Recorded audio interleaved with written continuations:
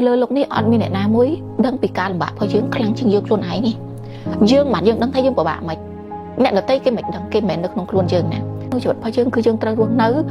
តបស្នងសងគុណទៅដល់អ្នកដែលគាត់ល្អដែលគាត់បានជួយយើង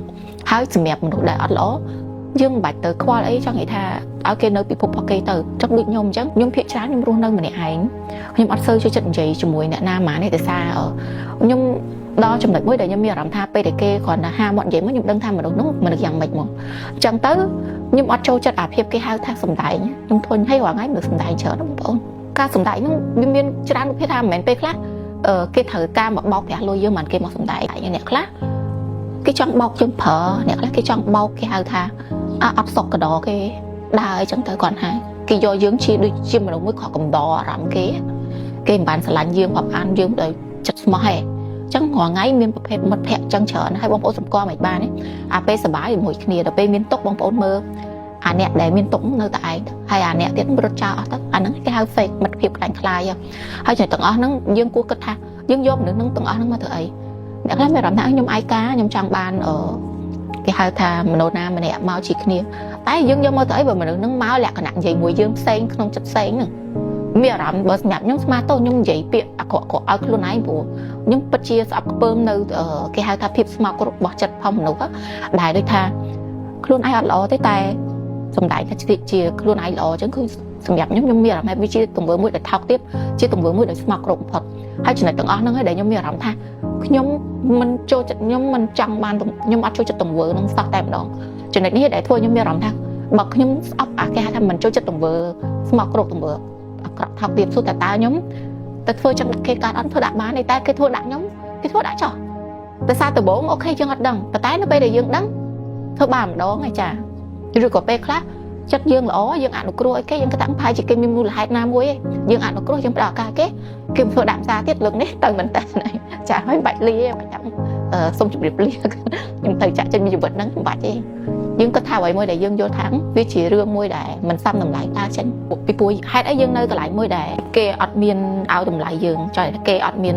ស្រឡាញ់យើងចេញពីចិត្តទេមនុស្សយើងទាំងអស់គ្នាគ្មានណាមួយ perfect ទេបងប្អូនយើងតែងតែមានចំណុចអត់ល្អនិងចំណុចមិនល្អចាព្រោះយើងនៅជាមនុស្សឡើយអញ្ចឹងគ្រាន់ថាពេលខ្លះគេឃើញយើងមិនល្អជាងគេមានការអនុគ្រោះព្រោះកំហុសខ្លះវាមិនមែនកំហុសជាកំហុសគេហៅចេញពីចេតនាទេកំហុសដោយសារតែយើងអត់យល់កំហុសដោយសារតែយើងមានបញ្ហាអីមួយអញ្ចឹងមិនមែនជាចេតនាអាក្រក់អញ្ចឹងវាមិនមែនជាកំហុសអាក្រក់ទេតែមួយទៀតអាដឹងហើយទៅបំពេញធ្វើអាក្រក់ហ្នឹងអាហ្នឹងមិនគេថាមនុស្សអាក្រក់ពិតប្រាកដ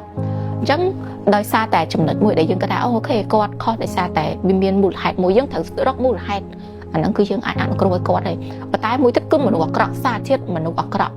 អាហ្នឹងយើងមិនបាច់កែព្រោះមនុស្សហ្នឹងគាត់ធ្វើគាត់ដឹងហើយណាគាត់ធ្វើបំពេញជាតិចរិតរបស់គាត់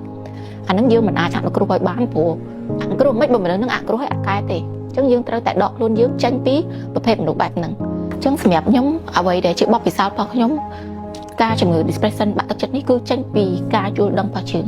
អ្វីដែលសំខាន់បំផុតបងប្អូនដែលការជំងឺហ្នឹងទី1បងប្អូនត្រូវជួយខ្លួនឯងវាមិនអីទី1ត្រូវយើងដាក់ស្មារតីខ្លួនឯងថាចេះនៅលើលោកនេះអត់មានអ្នកណាមួយដឹងពីការលំបាករបស់យើងខ្លាំងជាងយើងខ្លួនឯងនេះយើងមិនយើងដឹងថាយើងពិបាកមិ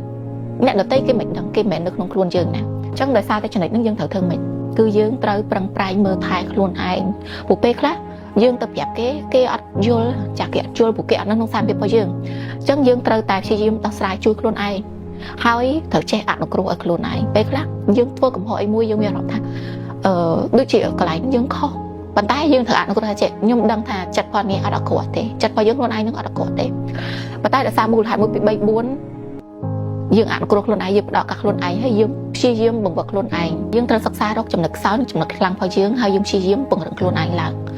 អានេះជាអ្វីដែលសំខាន់បំផុតដែលយើងត្រូវធ្វើជាជាងការដែលយើងយកមកដេកអន់ចិត្តទៅចិត្តថាហេតុអីបានអ្នកនេះមិនយល់ពីខ្ញុំហេតុអីអ្នកនេះធ្វើដាក់ខ្ញុំចេះខ្ញុំគិតថាវាអត់មានប្រយោជន៍ទេព្រោះមនុស្សម្នាក់គេអត់មានអ្នកណាមានពេលវេលាមកគិតជួយយើងព្រោះមនុស្សហ្នឹងគាត់ក៏កំពុងតែមានទុកលំបាកដូចគ្នាគេថាមនុស្សហ្នឹងគាត់ធ្វើអត់គាត់ឯងយើងបងប្អូនគាត់ថាមនុស្សហ្នឹងគាត់ឆ្លាតមិនគាត់ឆ្លាតទេបើគាត់ឆ្លាតគាត់អត់ធ្វើទង្វើអាក្រក់ដាក់មនុស្សល្អទេព្រោះគាត់នឹងបាត់បង់មនុស្សល្អតែដោយសារតែមនុស្សហ្នឹងគាត់អត់ឆ្លាតគាត់ថាគាត់ធ្វើហ្នឹងគាត់ឆ្លាតអីចឹងគាត់ល្ងងតាគាត់បាត់បង់យើងតាអញ្ចឹងសួរតែយើងត្រូវទៅខឹងស្អប់គាត់ធ្វើអីបាច់ខឹងស្អប់គាត់ទេឲ្យគាត់នៅសាច់គប់ជាមួយនឹងមិត្តភក្តិ Facebook គាត់ឬក៏អ្នកណាផ្សេងតែគេគាត់អាចប្រើប្រាស់គេបានអូខេ នេះទៅតែសម្រាប់យើងដែលជាមនុស្សពិតប្រាកដយើងអត់ចង់បានអីពីគាត់គឺយើងអត់អាចទទួលយកទេគឺយើងសុខចិត្តយកពេលវេលាហ្នឹងមកគិតមើលថែខ្លួនឯងហើយចំណាយពេលជាមួយមនុស្សណា